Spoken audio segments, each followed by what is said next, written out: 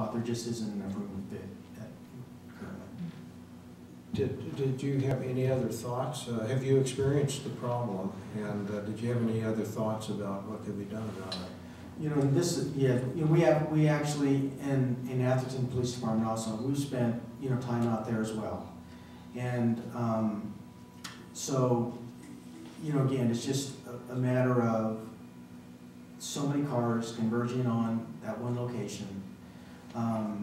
It's just very difficult to, again, the school has done some things as far as drop-off areas, as far as, trying to get cars to circulate, but still, there's going to be cars queuing up in the street. What we also did was we worked on the signal timing, on the new signal at Encinal and in Middlefield, to try to, make sure that during the morning we're providing more green time to, allow cars to get in and out. But it's just too many cars for an area that wasn't designed for that many cars. Thank you. I did get caught in it again today because I forget. I got caught in it again today, or yesterday, because I forget, and I headed down toward Middlefield at 2:30, and there was this long backup, and there were people doing U-turns, and they do a three-point turn into the bike lane and the pedestrian lane, all these kids walking along. I mean, it's a very scary situation. And a lot of people get frustrated and then cut through Felton Gables, which is very hard to cut through at that time of day because cars are parked on both sides of parents going to pick up their kids. The only other thing I could think of, well, I did think of if we could get room from the concrete that the school has put in for landscaping and sidewalk and move that and take away some of that to make room for a left turn lane. The only other thing I could think of was putting in a no left turn between particular hours from there and force everyone who's picking up kids to come around the other way. Do the police have any comments on this? I don't know, other than that, I think everything said so far has been very valid. It's just too small of a roadway for all the cars. We've been out there and tried to mitigate to the extent we can. But it's like so many areas in Atherton. So Mike, what about Larry's suggestion that we dig up some of the concrete? Is that possible? Well, it's possible. I mean, the right-of-way's there. Currently what that area is used for is a bus drop-off. What that would require is basically, reconstructing the existing sidewalk, pushing it back closer to the school. But that is something that it's feasible. Not sure exactly what that would cost. There's power poles that appear to be in that area that you would need, so that those would have to be relocated. So it's possible. It wouldn't be easy, but it's possible. Can you look at that further, or do you think it's dead? Well, again, the questions, we can certainly look at it, develop some geometrics to show how it would work, develop a cost estimate. But it's, if you come up with an estimate of $100,000, then the question is going to be, what do we have the money to do anything? I think it's at least worthwhile, yeah, not to spend too much time on it, but to go out there and measure how much of the sidewalk would have to be taken up, how many utility poles, how much, get an estimate of how much it would cost to replace the sidewalk, and that's it. Just how many feet of sidewalk, how far back, a rough estimate of how much it costs to rebuild the sidewalk and repave that part of the road, and remove and replace the utility poles. And then we can at least know what we're looking at. We're going to have to deal with this traffic. It's getting worse and worse and worse, and we can't just ignore it. So at least we ought to know what we're looking at. Someday, we're probably going to have to bite a bullet on these things.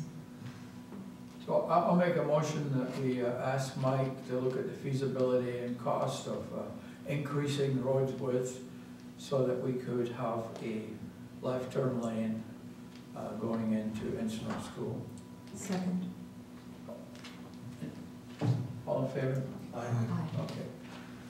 Next item is 6.4, the discussion and possible action to consider safety issues and possible mitigation regarding the Watkins Avenue and El Camino Real intersection. Before we discuss this, I want people to understand why this was put on.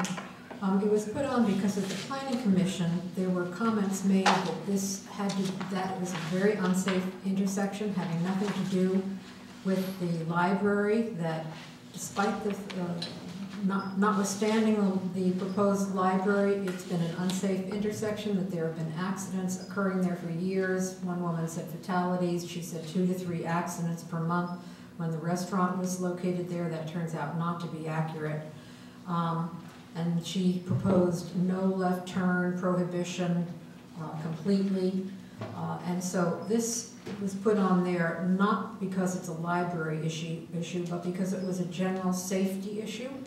And I thought that people were so concerned about the safety at that intersection that we should consider it apart from any library issue.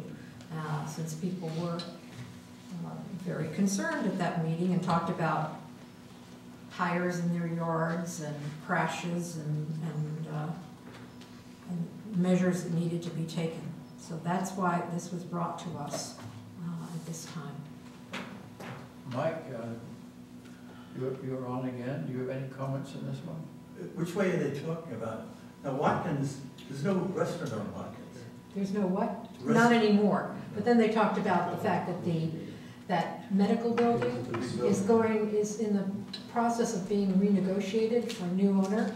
And there are, I think, 48 parking places, and, you know, they talk There's about... going to be an exit on Watkins. Are they talking about northbound on El Camino, turning into Watkins, or There's also, Watkins exiting Watkins west? there's an exit from that building coming Because I from noticed Watkins. that building has been vacant since it built, and I always see the big parking lots, and someday you're gonna have a dental office or a medical office here. Yeah. People are gonna be going north on El Camino and east on Watkins, Yeah. and pulling in that lot, and people are gonna be turning around, and you're gonna get some collisions there.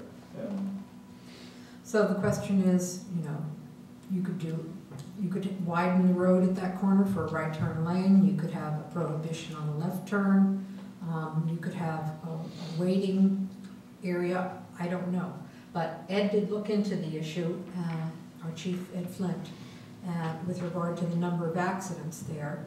And I don't know if he has any thoughts about what is perhaps the best thing to do.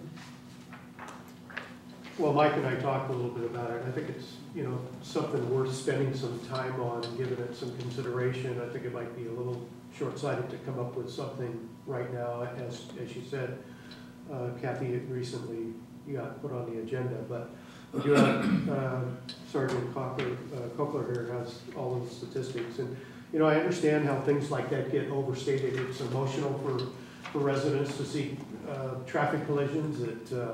It's something they remember forever, and but it, you know, the information doesn't bear out kind of the comments that were made to you.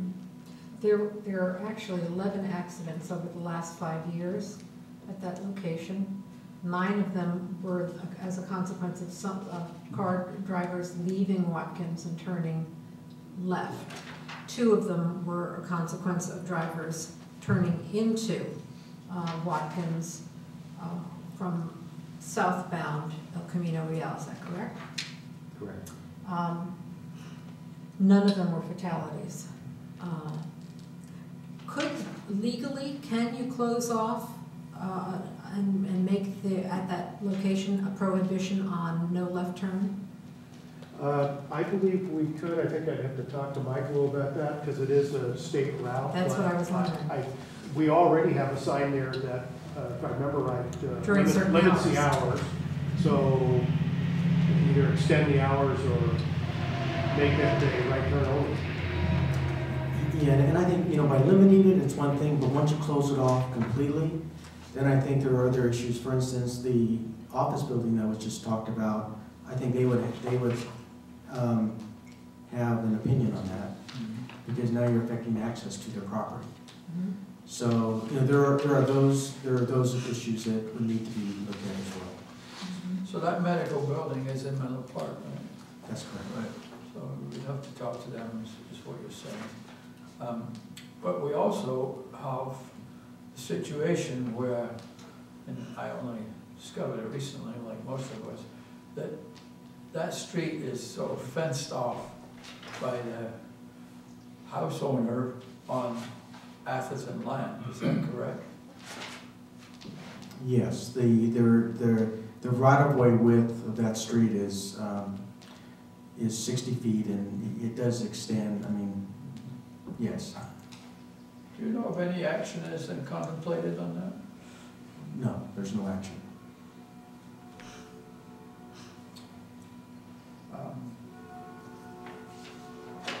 Well, I don't know, anything that we can make a motion on this one? Well, are you going to be studying this intersection?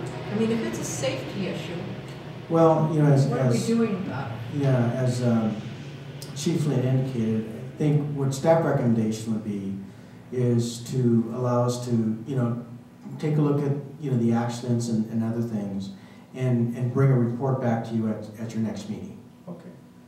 Okay. And will the report include suggestions as to how this should be handled? Yeah, what we'll do is we'll have a report that, first of all, identifies the problem, and if there is one, and then, given that, potential solutions. Okay, sounds fair. So we'll open up the public comments, seeing no public, no comments. Any other comments on this committee? So the next item is the police traffic unit report. Ed? Tony? Sergeant Copeland's gonna go over that, because I didn't get a copy of it. Okay, so for the police reports for, we'll do March's first. In March, there were 3 traffic complaints, and the traffic complaints are listed with the minutes spent and the number of contacts. There was 1 arrest made for driving under the... Could I ask you something about that? Sure. I mean, an officer spent almost 3 hours in an area where vehicles were passing other vehicles in a bicycle lane on Alameda, and we heard in Atherton Avenue, and we actually heard people telling us about that tonight. And yet, in almost 3 hours, what did we get? 2 warning citations. Does that sound like a good use of police time? Seems like a long time. To end up with 2 warning citations? I mean, if a vehicle's passing another vehicle in the bicycle lane, isn't that totally illegal?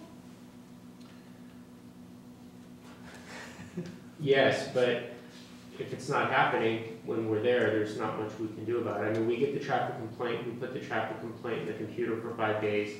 We go out there when time permits and works the traffic complaint. Unfortunately, sometimes the violations don't occur, sometimes they do. But I think it's good when you don't have the violations, because it means that nobody's taking the chance and endangering the safety of somebody else. Well, it sounds like something happened. I'm assuming those warning citations were probably for the passing another vehicle in the bicycle lane. Also, the numbers on both of these months, we were so happy because the numbers were going up.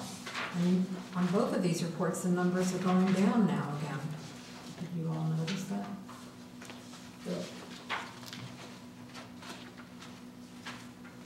Actually, for the April report, the numbers actually did go up.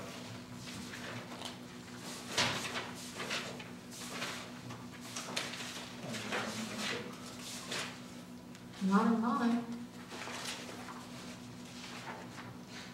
In April of 2012, we had 423 contacts, and in April of 2011, we had 359 contacts. Oh, Yep, slightly. Yes, you're right.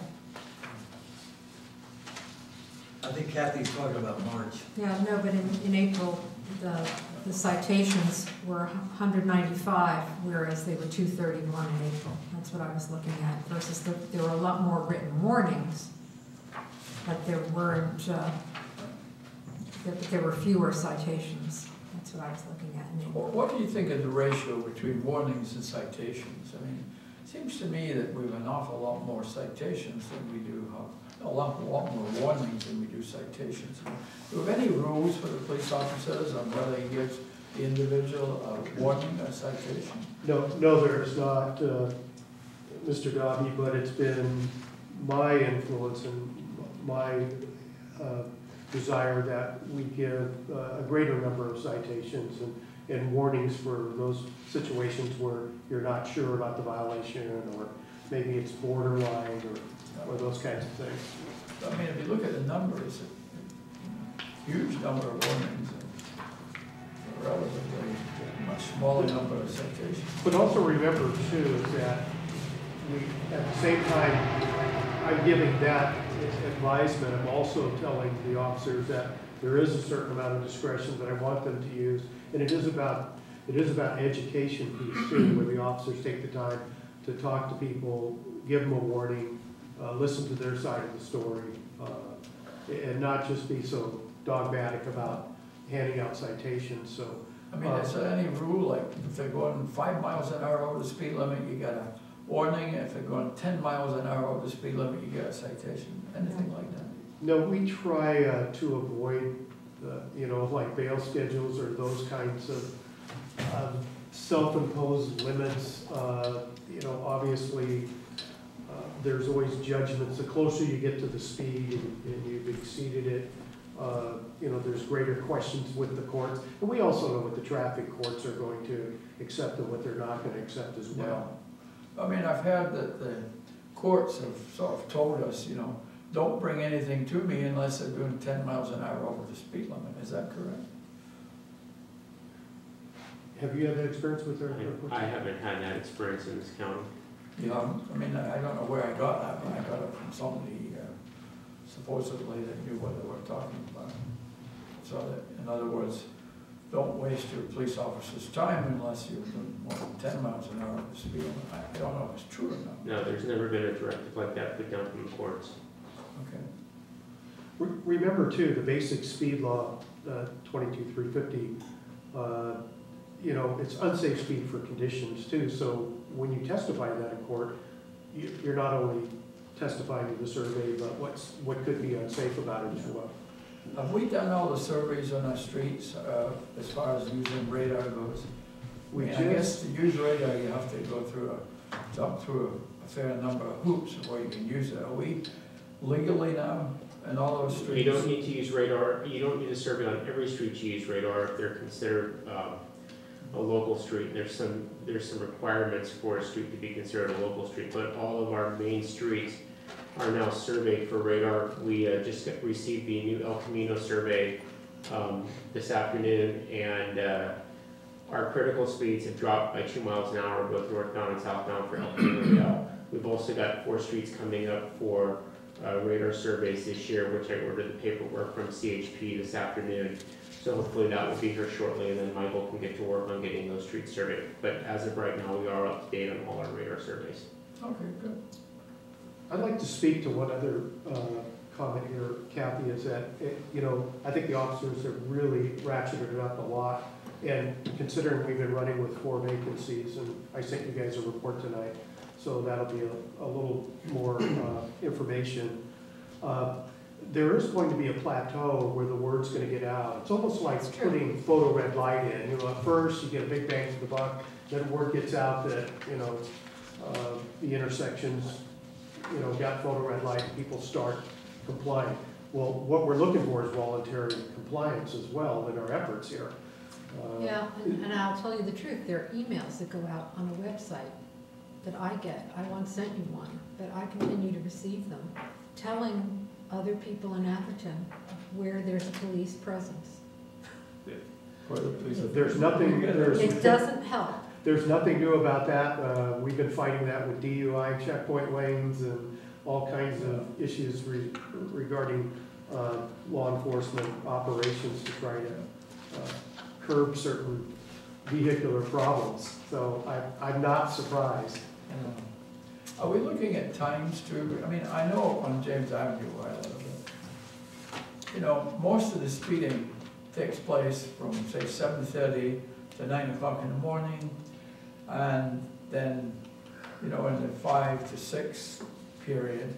And the rest of the time, just based on my observation, it's not so bad. So if we're gonna enforce it, you know, there are certain times when we'd obviously have a bigger bang for a buck in enforcing it. Oh, do we look at that too? Yeah, I think the officers and the supervisor working does a real good job of getting the officers briefed up and getting them out. They have a plan. You gotta remember, it's not a large, robust staff of people going out there, but they try to hit it pretty hard. And, Yeah. I mean, I still see people in James once in a while doing 55, 60 miles an hour, which, you know, makes me shiver when I think of all the little kids driving on their bikes to school. So, anyway. Jesse, you want to, anything else to add to that?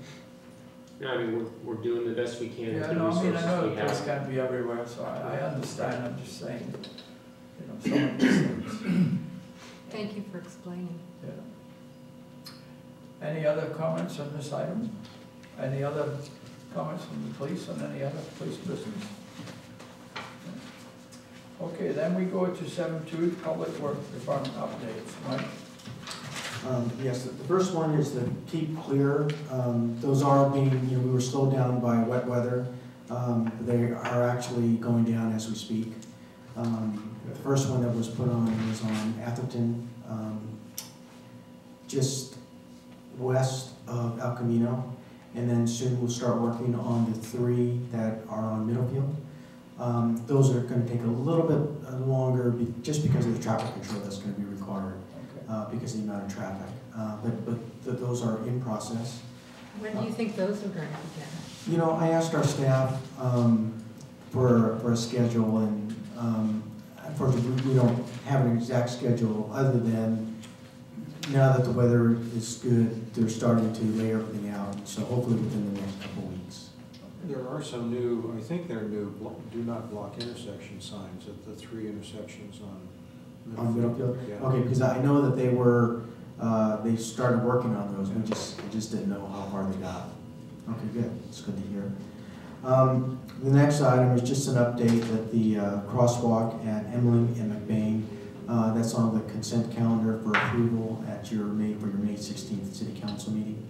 Another thing that isn't on here that I probably ought to mention to the group is the no right turn restriction on Holbrook. When that was brought to council back in November, the council asked for a 4-month report back on how it's going. And so also on consent for the May 16th council report is the status of that. And basically what my report says is that we did before and after studies. We actually took after traffic counts in late January of this year and late April. And what we found is that the no right turn was very successful as far as reducing traffic volumes on Holbrook. In fact, it reduced traffic volumes by over 60%. Great. There hasn't been any traffic domino effect on the other? Well, you know, that's why we also took counts on Palmer Lane and San Benito Avenue. And what we found is that Palmer did increase a little bit, about 24%. And then San Benito did not, virtually the volume stayed the same. So, you know, overall we think it's been successful, and what our recommendation to the council is going to be is just to receive and file the report and to continue with the no right turn restrictions. Good, after all that time. That's great. And, you know, on that one, I mean, I've always said that going through Holbrook is pretty easy, but if you have to go up to these other 2 streets, it's almost, I mean, you gotta go around things, and, you know, I mean, roundabouts, and, you know, a lot of obstacles, like an obstacle course, so I've always felt that people shouldn't do that. the other thing is that we have continued our conversation with San Mateo County, and my last conversation with the Director of Public Works for San Mateo County, he indicated that they were going to put no right turn restrictions at Fair Oaks from Marsh. So that is also going to be, you know, well, that's actually what was asked for from the very beginning. Yeah. And so, although, you know, so we're eagerly waiting to see when those signs go up. And then the last report I have here for you is at the last meeting you talked about some new portable traffic undulations that Redwood City was putting in. So we did contact their staff, we got information. We went out and actually took a look at it in the field, and they did get this Traffic Logic product. I went out and took a look at it. It's a very good product because it's a rubberized portable undulation as opposed to plastic, hard plastic. They've been effective. I stayed out because I wanted to hear when cars go over, and you can definitely hear the sound, but it's much better than the yellow. I'm not sure if you've ever seen the portable yellow plastic ones. This product is much better. It isn't inexpensive. What Redwood City did is they went out and bought 3 sets of portable undulations, and they cost about $3,700 for each undulation. And then every time they relocate, and it's about another $1,000. And the way that Redwood City has been doing this is that where they identify areas for undulations, they go out and put these portable ones out. And they monitor it and see how successful it is. And if it's successful, then they'll remove it and replace it with a permanent asphalt undulation. So the intent and what their program isn't to put these portables all over. It's basically about 3. And what the program is to go out and place them out and put them in service. And then if they're successful, they don't get a whole lot of complaints, then they'll replace it with a asphalt undulation.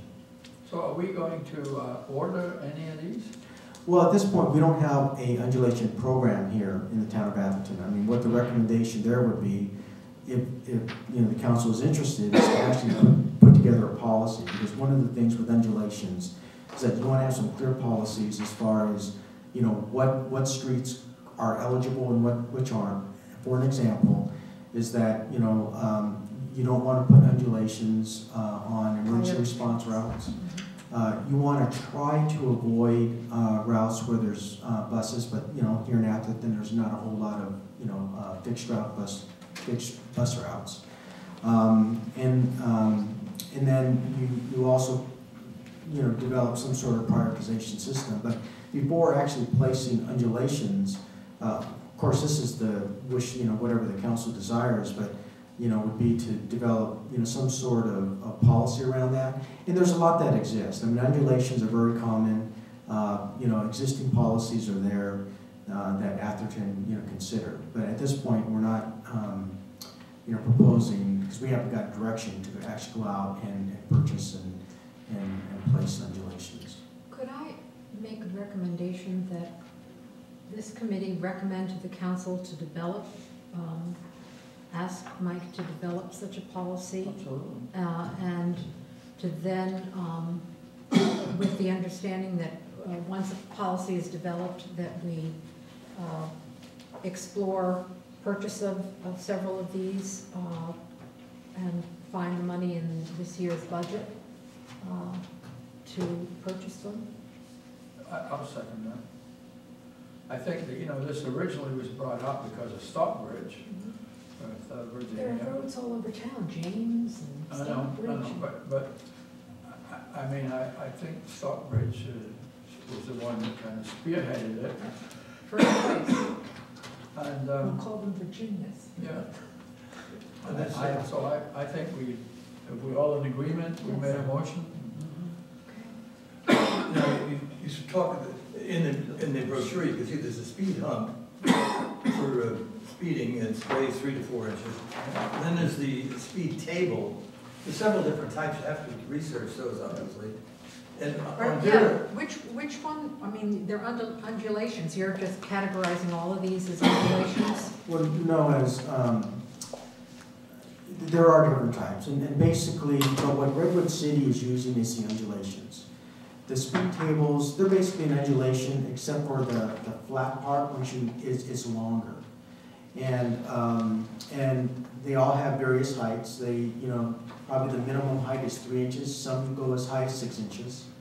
You know, but there again, you need to be careful because different cars, you don't want them too high because they're gonna start bottoming out and damaging cars and damaging undulations. So it's neither a hump or a bump, huh?